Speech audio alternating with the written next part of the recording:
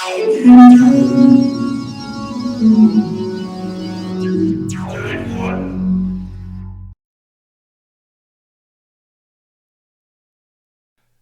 and welcome back to Sonic Stories, a series dedicated to combining the multiple Sonic the Hedgehog cans to create one cohesive story. This is a fan-made project that in no way is meant to offend the creators of Sonic games, comics, or TV shows. Please support the official Sonic the Hedgehog media where available, and without further ado, we hope you enjoy. Today is a crazy day. A day that, albeit is super late, and I wanted to do it, but hey, to hell with it.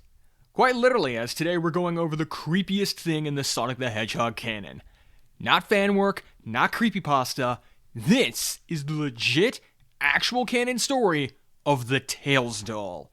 Its origin, design, and what it has done over the course of its strange life. The quote-unquote Tails doll was originally created by Eggman for the World Grand Prix race as a method of capturing Super Sonic to gain control of the Chaos Emeralds. However, the doll went unused in the end due to a miscalculation on Eggman's part during the course of the race's events. The Tails doll was deactivated and shelved for years until Eggman saw the doll and realized that with some upgrades, he could use it again against the Freedom Fighters as an infiltrator. When originally built, the Tails doll was made of felt, some robotics, and cotton with very limited mobility, mostly moving via an anti-gravity generator located within its chest, having a pair of ocular cameras and a processing unit in its head, and a core protruding through the head that led to its Power Gem core, the same kind of core found on Metal Sonic 2.5/Shard and Metal Sonic 3.7. It would be upgraded with new eyes to match the improvements made in Eggman's camera tech, a few processors switched out, and 2 new ARM units equipped with disruptor field generators and a nanite control module.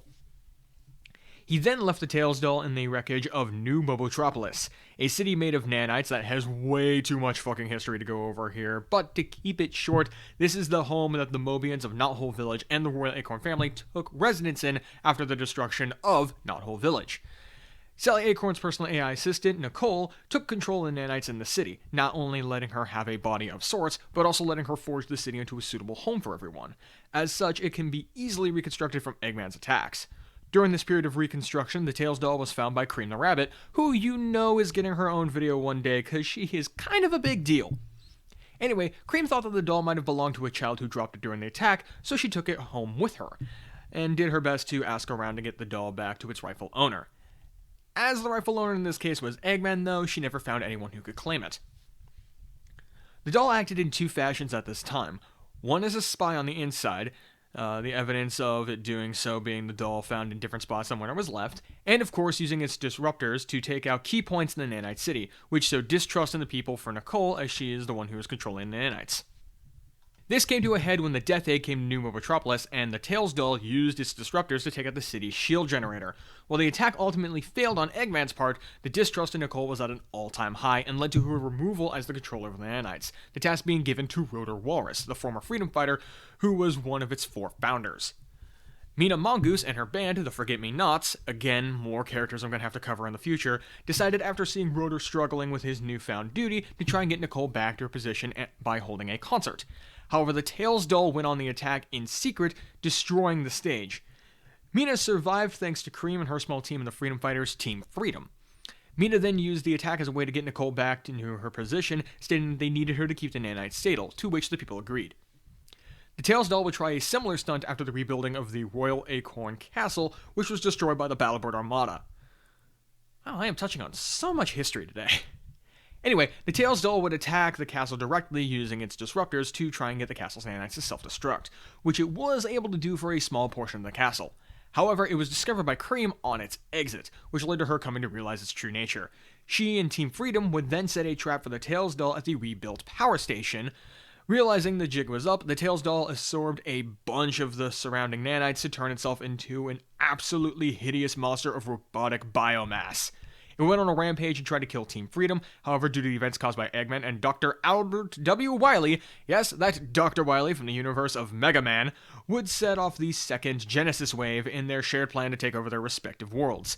Due to the wave going off, the Tails doll was temporarily stuck in a limbo of uncertain existence due to the alteration of reality that is done by the Genesis waves. When the wave's effect were undone, the Tails doll returned to the state it was last left in as a giant biomass monster, along with everyone else.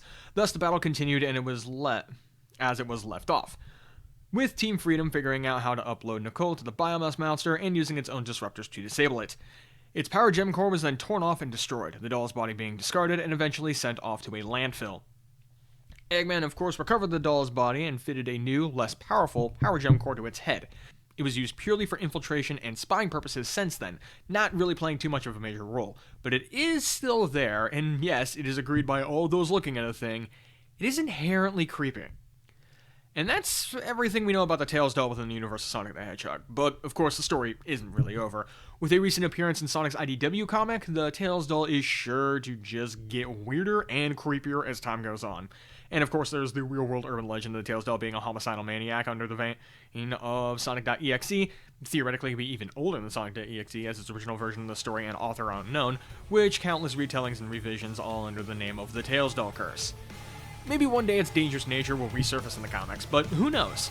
I, for one, though, know that when you see this little guy, you best stay on your toes, as you never know what this Toy Story from hell is going to do next. If you guys enjoyed this video, then please throw it a like, and hey, if you enjoy my content, then why not subscribe? Have you ever felt the effects of the Tails doll curse, or found something interesting in this video? Let me know your thoughts in the comments down below. I read every comment I get, and I do my best to reply if needed. Thank you all so much for watching, and until next time, this is Team MD291, signing out.